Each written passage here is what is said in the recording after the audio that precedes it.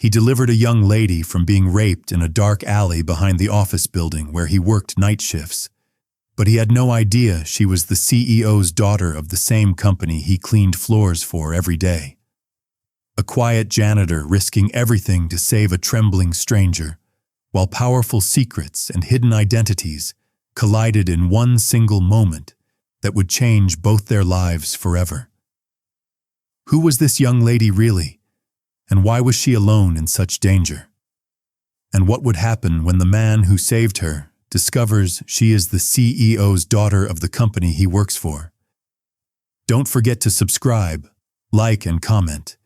It gives me the strength and encouragement to keep writing beautiful stories. The rain had started just after midnight, a slow, steady drizzle that painted the streets in reflections of neon lights and broken dreams. Tunde Adebayo pulled his worn jacket tighter around himself as he stepped out of the back entrance of the office building where he worked. The night shift had ended, but exhaustion clung to him like a second skin. His hands still smelled faintly of cleaning chemicals, and his knees ached from hours of scrubbing floors no one ever noticed.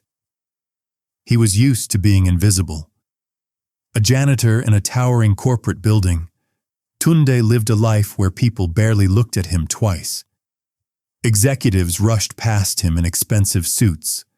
Assistants spoke over him as if he wasn't there. To them, he was just part of the background, a moving object with a mop. But Tunde had learned long ago that being invisible came with one advantage. You saw everything. He stepped into the alley, planning to cut through to the bus stop as usual. The rain hit the pavement in soft taps, echoing between the tall concrete walls. Normally, he liked the quiet. Tonight, something felt off. Then he heard it. A muffled scream. Tunde froze. At first, he thought his mind was playing tricks on him. The city was full of strange sounds at night. Sirens in the distance, arguments, laughter that carried too far. But then it came again. A scream. Louder this time. Desperate. His heart began to pound. He turned toward the darker end of the alley, where the light from the street barely reached. His instincts told him to walk away. Trouble like that didn't end well. Not for someone like him. Not for a man with no money, no influence, no one to call if things went wrong. But his feet didn't move. Another cry shattered the silence, raw and filled with fear. Tunde clenched his fists. "Oh, God, help me," he muttered under his breath. Before he could talk himself out of it, he ran. The scene came into view in flashes between the dim lights. A young lady struggling against a man much larger than her. He had her pinned against the wall, one hand clamped over her mouth, the other gripping her arm tightly as she fought back with everything she had left. "Hey!" Tunde shouted, his voice cutting through the rain. The man turned, startled, his grip loosening for just a second. It was enough. The young lady twisted free slightly, gasping for air, but the attacker recovered quickly, grabbing her again with more force. "You should have kept walking," the man growled at Tunde, his eyes dark with threat. Tunde's chest rose and fell rapidly. He wasn't a fighter. He had never been in a real fight in his life. But something about the fear in the young lady's eyes ignited something deep inside him, something stronger than fear. "Let her go," Tunde said, his voice shaking but firm. The man laughed, a cruel, mocking sound. "Or what? You go stop me?" Tunde didn't answer. Instead, he stepped forward. Everything after that happened fast. The attacker lunged at him, swinging wildly. Tunde barely dodged the first hit, stumbling backward, his shoulder slamming into the wall. Pain shot through him, but adrenaline kept him moving. He grabbed the nearest thing he could find, a loose metal pipe lying near a dumpster. The man came at him again. Tunde swung. The pipe connected with a loud clang against the attacker's arm, causing him to yell in pain and stagger back. The young lady slipped free completely this time, collapsing to the ground, shaking. "Run!" Tunde shouted at her, but she didn't move. The attacker, furious now, charged at Tunde with even more rage. They struggled, slipping on the wet ground, trading blows in a chaotic mess of desperation and survival. Tunde felt a sharp pain as a fist connected with his jaw, but he refused to back down. Not now. Not when he had already come this far. With one final push, Tunde managed to shove the man away hard enough to send him crashing into a pile of trash bins. The loud noise echoed through the alley. For a moment, everything went still. Then, as if realizing the situation had shifted, the attacker cursed under his breath and ran off into the darkness. Tunde stood there, breathing heavily, the rain washing over him, mixing with the blood on his lip. He turned slowly. The young lady was still on the ground, her body trembling uncontrollably. Her clothes were soaked, her hair clinging to her face, her eyes wide with shock. "It's okay," Tunde said softly, taking a cautious step toward her. "You're safe now." She flinched at first, instinctively pulling back. "It's okay," he repeated, raising his hand slightly to show he meant no harm. After a few seconds, she seemed to realize the danger was gone. Tears welled up in her eyes. "Thank you," she whispered, her voice barely audible over the rain. Tunde nodded, unsure what else to say. He removed his jacket and gently draped it over her shoulders. "Can you stand?" he asked. She hesitated, then nodded weakly. He offered his hand. After a moment, she took it. As he helped her up, he noticed something strange. Her hands, though trembling, were soft, uncalloused. Her nails were neatly manicured. Even in the dim light, her clothes, though disheveled, were clearly expensive. This wasn't someone who belonged in an alley like this. "Do you have someone I can call?" Tunde asked. She shook her head quickly, almost too quickly. "No. I mean, yes, but not yet," she said, her words uneven. Tunde frowned slightly. Something didn't add up, but he didn't press. "All right," he said. "Let's get you somewhere safe first." She looked at him then, really looked at him for the first time. Her eyes lingered on his worn clothes, his tired face, the faint smell of cleaning chemicals that clung to him. You work in that building, don't you?"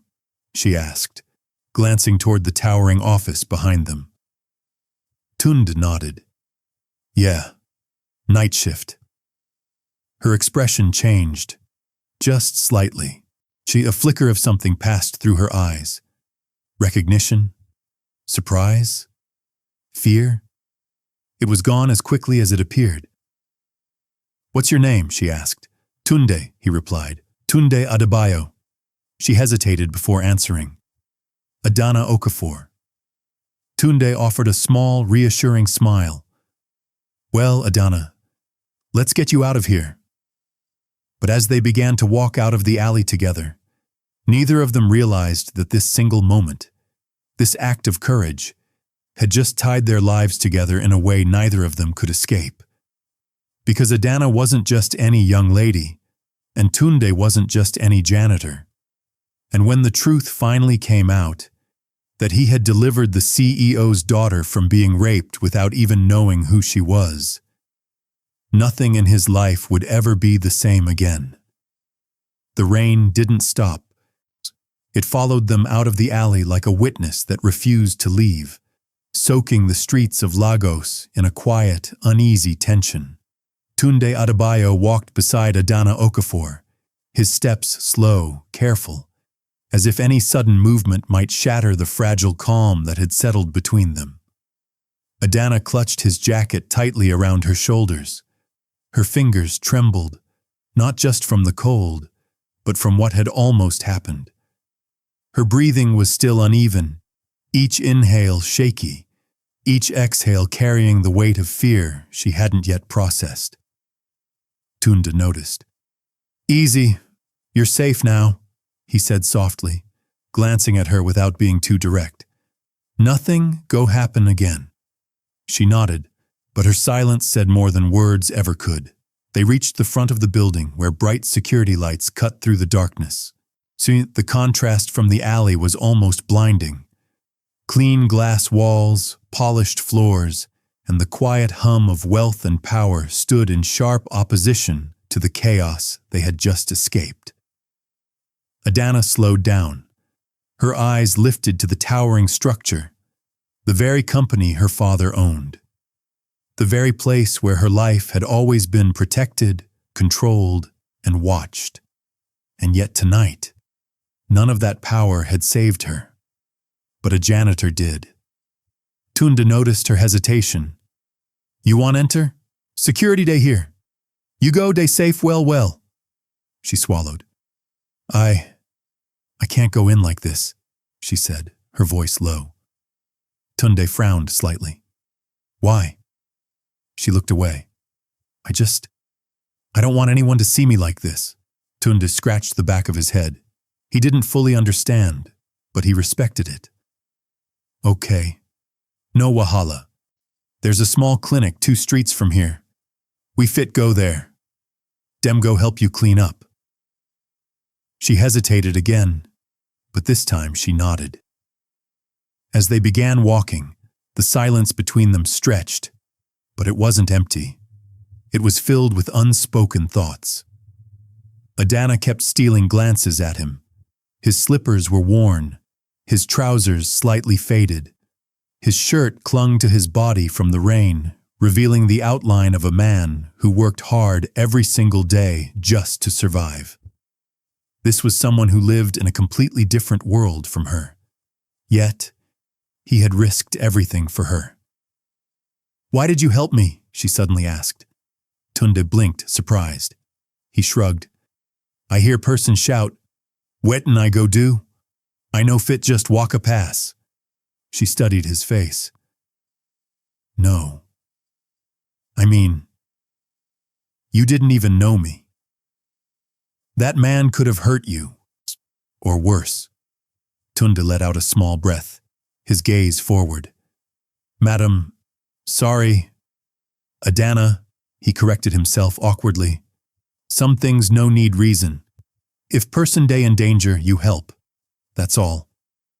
His words hit her deeper than he realized, because in her world, everything had a reason. Everything had conditions. People didn't just help, not without expecting something in return. But Tunde? He had asked for nothing. She looked down, her grip tightening slightly on his jacket. "Thank you," she said again, this time more firmly. They reached the small roadside clinic, a modest building with flickering fluorescent lights and a half-open door. Inside, a tired nurse looked up as they entered. Within minutes, Adana was seated while the nurse cleaned the bruises on her arms. Tunde stood by the door, unsure if he should stay or step out. "Sure, you can sit," Adana said quietly. He hesitated, then pulled a chair closer, sitting stiffly like he didn't belong there. As the nurse worked, Adana's mind drifted. Flashbacks hit her in fragments. Her father's voice, strict, commanding. "You must always have security with you. You represent this family. You don't move carelessly." But she had been tired of it all, tired of being watched, tired of being controlled. So tonight she had slipped out alone, wanting just a moment of freedom, just one normal night. And it had almost cost her everything. Her eyes slowly shifted to Tunde, a janitor, a man her father would probably never notice, Yet he had done what all her father's wealth, power, and security failed to do. He saved her. "Do you work every night?" she asked softly.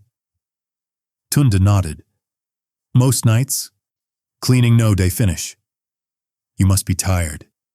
He gave a small smile. "Man must hustle." She almost smiled back, but something held her. A thought, a realization. If he worked in that building, then that meant he worked for her father. But he didn't know. And somehow, that made everything feel more real, more pure. The nurse finished and stepped away. "She'll be fine, just rest." Adana nodded. Tunde stood up immediately. "You don't feel better, Small?" "Yes," she replied. A brief silence followed. Then Adana reached into her bag, which had been dropped in the alley but somehow recovered in the struggle, and pulled out her phone. "I should call someone now," she said. Tunde nodded. "Yes. Make them know say you day okay." She stared at the screen for a moment before dialing. The call connected almost instantly. "Hello?" A deep, authoritative voice came through. Adana's lips parted slightly. "Dad!" Tunde's head snapped up. "Dad?" I'm okay," she continued quickly. "Something happened, but I'm safe now." The tone on the other end changed immediately, sharp, alert, dangerous. "Where are you?" Adana hesitated, glancing at Tunde. "I'll send you the location. Stay there, I'm coming." The call ended. Tunde felt a strange tension settle in his chest. He didn't know why. But something about that voice, that authority, it didn't match the situation he thought he understood. Adana slowly lowered her phone. My father is coming," she said. Tunde nodded. "Good. He go happy say you day okay." But Adana's expression wasn't relieved. If anything, it was complicated. Because she knew something Tunde didn't.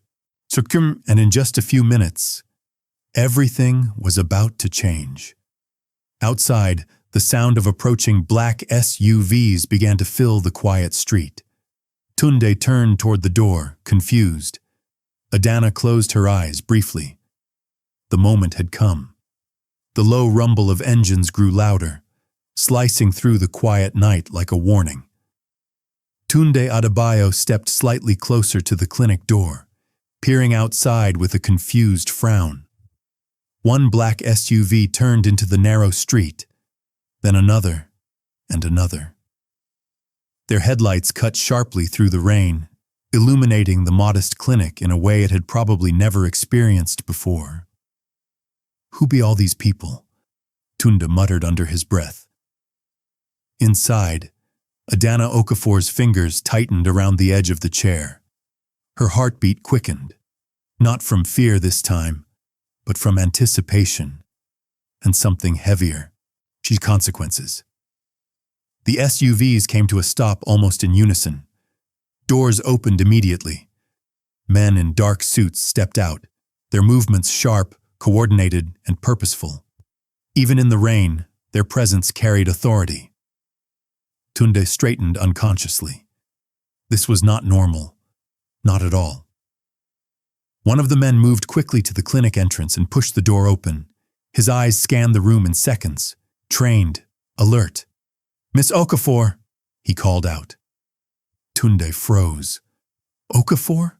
The name echoed in his mind. Adana slowly stood up. "I'm here," she said.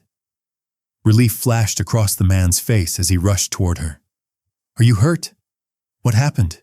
We've been looking everywhere." "I'm fine," she interrupted gently. "I'm safe."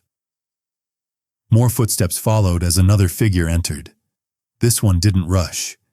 He walked in with controlled power, yet his presence alone silencing the room. Even the nurse instinctively stepped back.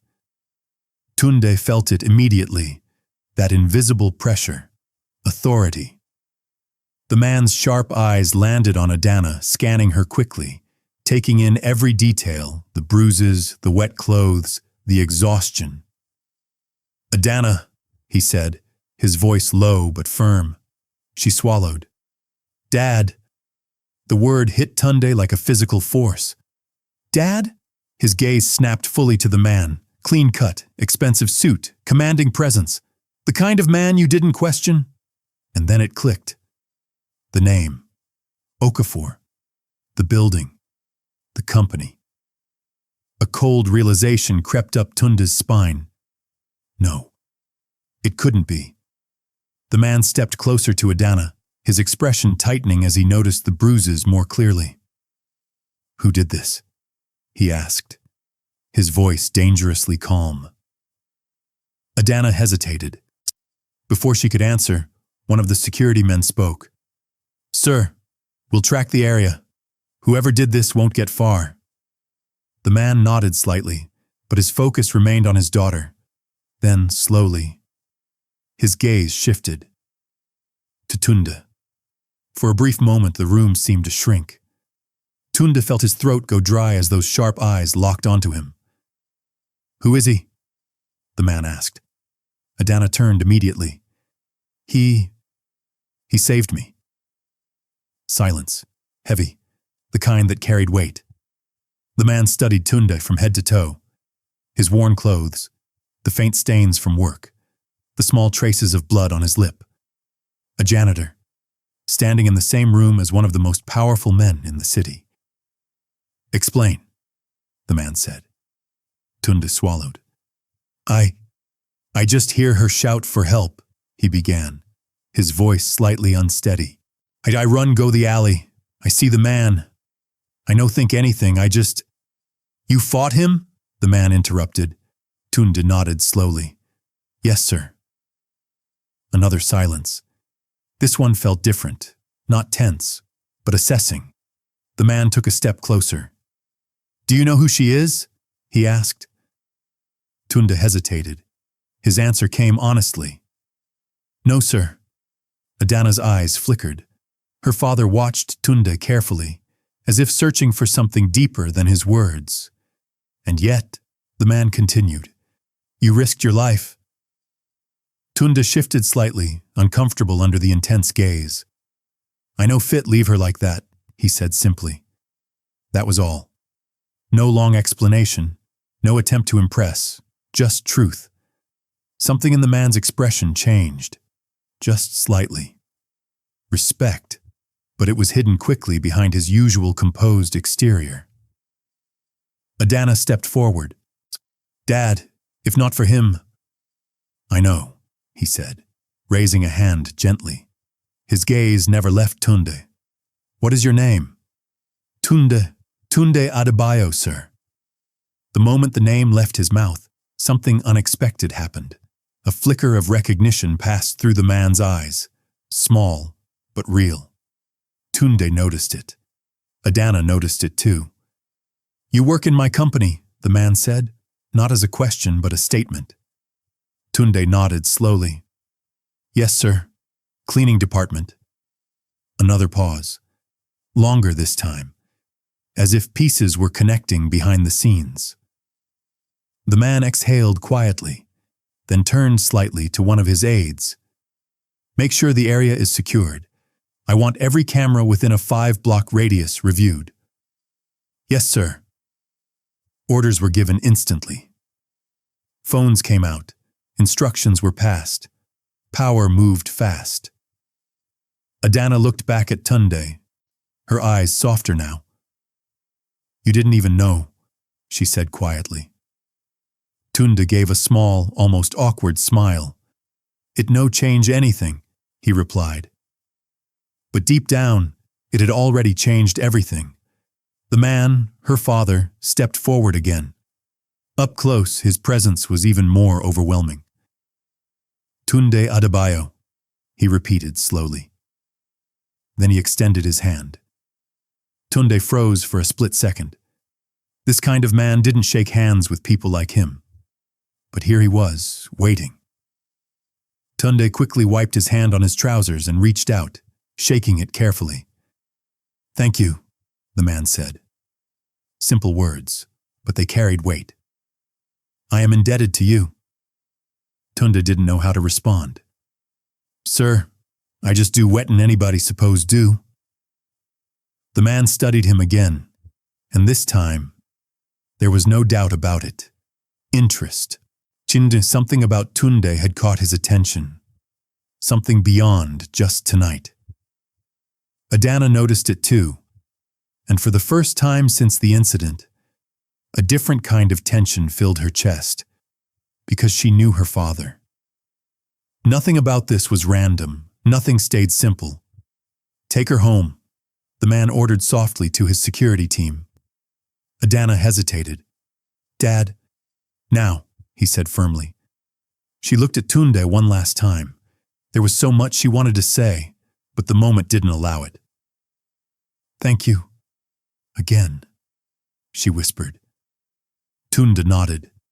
As she was escorted out, the rain still falling steadily, Tunde stood there, trying to process everything. CEO's daughter, the same company, the same building, the same place he cleaned every single night.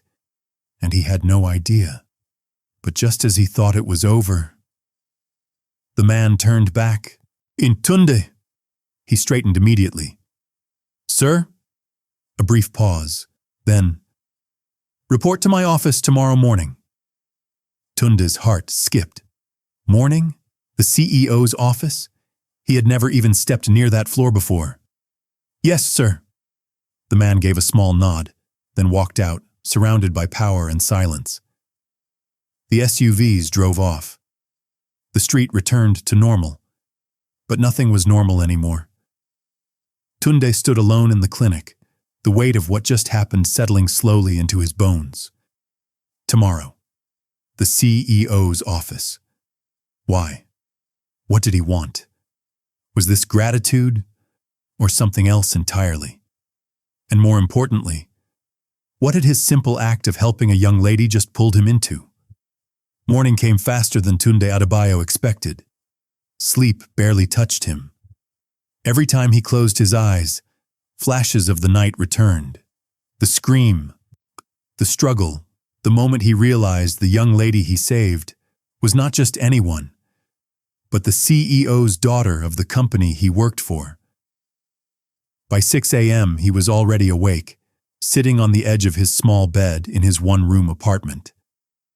The ceiling fan creaked above him, pushing around warm air that did little to calm his restless thoughts. "Report to my office tomorrow morning." The words echoed again.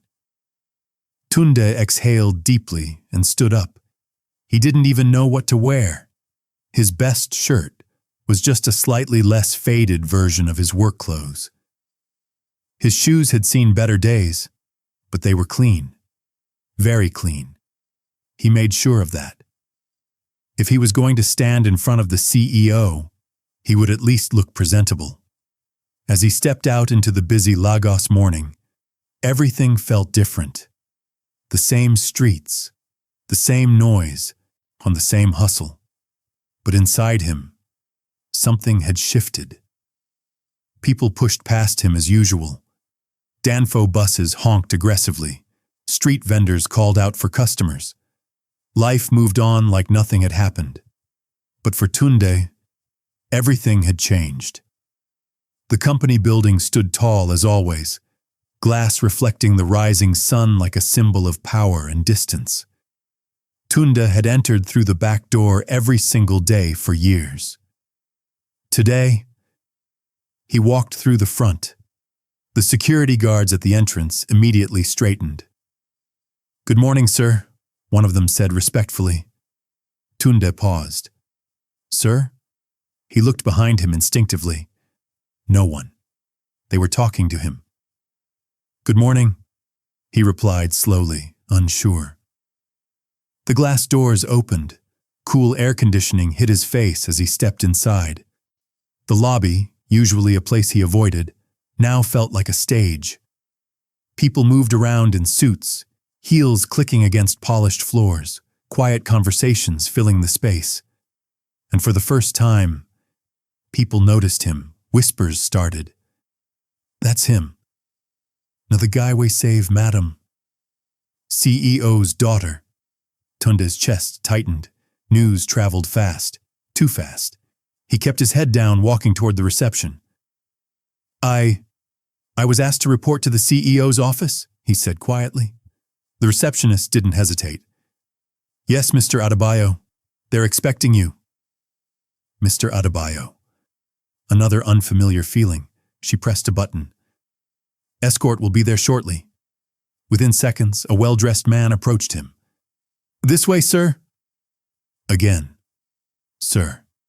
Tunde followed, his heart beating faster with every step. They didn't head toward the usual staff elevators. No. They walked toward a separate, private elevator, the kind he had only seen from a distance. The doors opened silently. Inside was quiet. Too quiet. As the elevator began to rise, Tunde watched the numbers climb. Each floor felt like a different world. The higher they went, the further he felt from the life he knew. Finally, the elevator stopped. The doors opened to a floor unlike any he had ever seen. Soft carpets, wide hallways, minimal noise. Power lived here. This way, the man said again. They stopped in front of a large door. The man knocked once, then opened it. Sir, he's here. Tunde swallowed hard. Go in, the man gestured. Tunde stepped inside. The office was massive. Glass walls overlooked the entire city. Expensive furniture, clean, sharp, controlled, and standing by the window was Adana Okafor's father. He didn't turn immediately. For a moment, Tunde just stood there, unsure of what to do. Sir, he finally said. The man turned slowly. Tunde Adebayo. His voice was calm, measured. Come in. Tunde stepped forward, careful, respectful. Sit. Tunde hesitated, but obeyed. Sitting in that chair felt strange, like he wasn't supposed to be there. The man took his seat across from him. Silence. Then, I have reviewed the security footage, he said. Tunde's chest tightened. Footage. Everything that happened in that alley, I have seen it. Tunde nodded slowly. You fought back, the man continued. You could have died. Tunde didn't respond. I also confirmed your records, the man added. That caught Tunde's attention. Records? You have worked in this company for 5 years. No complaints. No issues. Always on time. Tunde shifted slightly. Yes, sir. The man leaned back. Do you know what that tells me? Tunde shook his head. It tells me you are consistent, disciplined, and more importantly, you have character. The word hung in the air. Character. Not something Tunde had ever been praised for. You saved my daughter, the man said plainly. Tunde looked down slightly. I just did what I had to do, sir. The man nodded slowly. Yes, and that is exactly why you are here.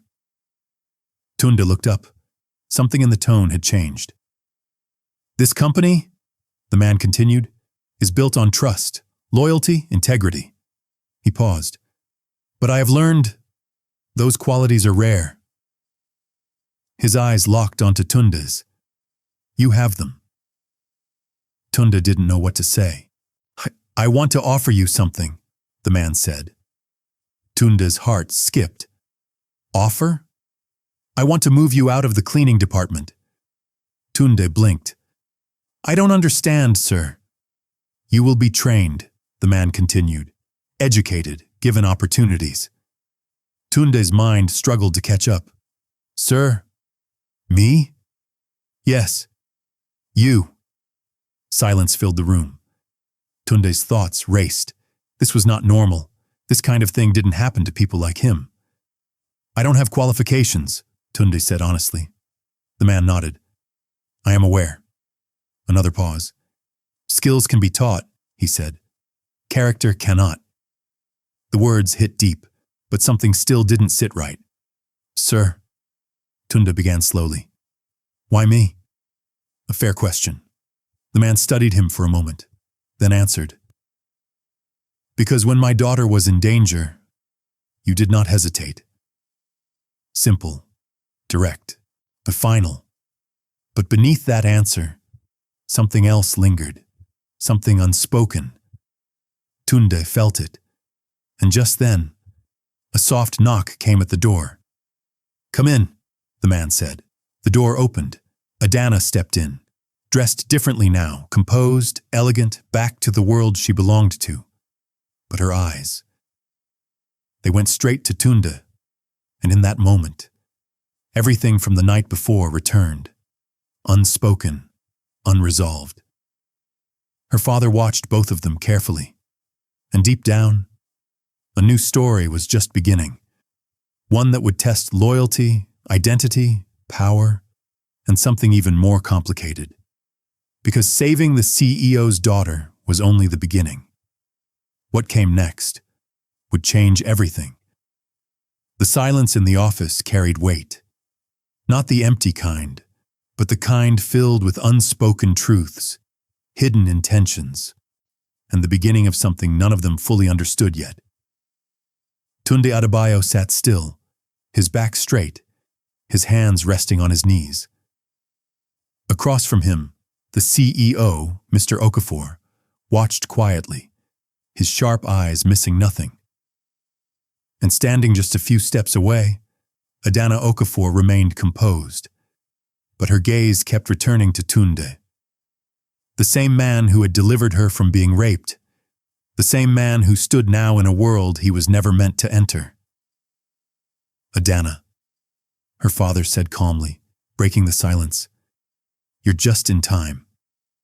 She nodded slightly. "Good morning, Dad," then softer. "Tunde." He gave a small nod in return. "Good morning." There was a pause again, but this one felt different, heavier, more personal. Mr. Okafor leaned back in his chair, folding his hands together. "I was just discussing something important with Mr. Adebayo." Mr. Adebayo. Even now, the title felt unreal to Tunde. Adana's eyes flickered with curiosity. "Oh?" "I've decided to move him out of the cleaning department," her father continued. "He will be trained and repositioned within the company." Adana didn't look surprised. If anything, she looked like she had expected it. "That's a good decision," she said calmly. Tunde glanced at her, something in her tone. It wasn't just approval, it was certainty, as if she already knew this was coming. Mr. Okafor's eyes shifted between them, observing, measuring. Then he spoke again, his voice slower this time. "However, this opportunity comes with expectations." Tunde straightened slightly. "Yes, sir. You will be stepping into a world you are not familiar with, Mr. Okafor continued. "People will question you. Some will resent you." That part, Tunde already believed. "But," the man added, "if you prove yourself, there is no limit to how far you can go." The words landed with quiet power. No limit. For someone like Tunde, that kind of statement felt almost unreal. But before he could respond, Adana stepped forward. "Dad," she said gently, "if it's okay, I would like to be involved in his training." The room shifted. Tunde looked up. Mr. Okafor's eyes narrowed slightly, not in anger, but in thought. "Involved how?" he asked. "I want to personally guide him," she said, "at least in the beginning." Silence. Tunde's heart began to beat faster again. This was not part of anything he expected. Why would the CEO's daughter, someone from a completely different world, want to be involved with him? Mr. Okafor studied her carefully. "You are busy," he said. "I'll make time," she replied without hesitation. Another pause. Longer this time. Then, slowly, Mr. Okafor nodded. "Very well." Tunde blinked. It was happening too fast. "Thank you, Dad," Adana said, but her eyes were already on Tunde. and there was something in them now. Not just gratitude, not just curiosity, something deeper. Hours later, Tunde found himself walking through parts of the building he had never seen before, not as a cleaner, but as someone being introduced. Departments, offices, conference rooms, everywhere he went, eyes followed him. Whispers trailed behind him. That's him. The janitor. CEO's daughter. The story had already spread, and not everyone was pleased. Tunde could feel it, the looks, the quiet judgments, the disbelief. But through it all, Adana walked beside him, calm, unbothered, confident. "This place can be overwhelming," she said as they entered a quieter hallway. Tunde let out a small breath. "That one no be lie." She smiled faintly. "But you'll get used to it," she added. He glanced at her. "Why are you doing this?" The question slipped out before he could stop it. She paused, turned to face him fully. "Because you didn't walk away," she said simply. The answer was direct, but it carried layers. "You didn't know who I was," she continued. "You didn't expect anything. You just helped." Tunde looked down slightly. "I couldn't leave you there." "I know," she said. A brief silence followed. Then she added softly, "And that's exactly why you deserve more than the life you've been given." Those words, they hit deeper than anything her father had said, because they weren't about opportunity. They were about worth. Days turned into weeks, weeks into months, and everything began to change. Tunde trained harder than anyone expected. Long nights turned into early mornings. He studied, learned, observed. The same man who once cleaned floors now sat in meetings, spoke when necessary, listened more than he talked. And slowly, people started to notice something different. Not just where he came from, but who he was becoming. Not everyone accepted him. Some tried to undermine him. Others waited for him to fail. But Tunde didn't break, because every time doubt crept in, he remembered that night, the moment that changed everything, the moment he delivered a young lady from being raped, without knowing she was the CEO's daughter. One evening, as the sun dipped behind the Lagos skyline, Tunde stood by the same building, but this time, not at the back entrance, at the front. Beside him stood Adana. "You've changed," she said quietly. Tunde smiled slightly. "Life changed." She shook her head gently. "No, you revealed who you've always been." He looked at her. For a moment, the noise of the city faded. "Do you regret that night?" he asked. She didn't hesitate. "No." A pause, then she added, "It was the first time in my life someone saw me. Not my name, not my status. Just me." Tunde exhaled slowly. "And you?" she asked. He thought about it. The fear, the risk, the unknown. Then he shook his head. No. Because that one decision, that one moment, had rewritten his entire story. Across the street, inside a black car, Mr. Okafor watched silently, his expression unreadable, but his eyes, they held understanding. Because he knew something they were only beginning to realize. That night was not an accident. It was a turning point, for all of them. And somewhere in the city, the man who had attacked Adana wasn't forgotten. Investigations were ongoing. Justice was coming. Because in a world of power and silence, this time, the story didn't end in darkness. It began with a man no one noticed, a young lady no one expected, and a moment that changed everything. Because sometimes, the smallest act of courage can open the biggest doors, And sometimes, saving someone's life is the beginning of finding your own. Don't forget to subscribe, like, and comment. It gives me the strength and encouragement to keep writing beautiful stories. Thank you.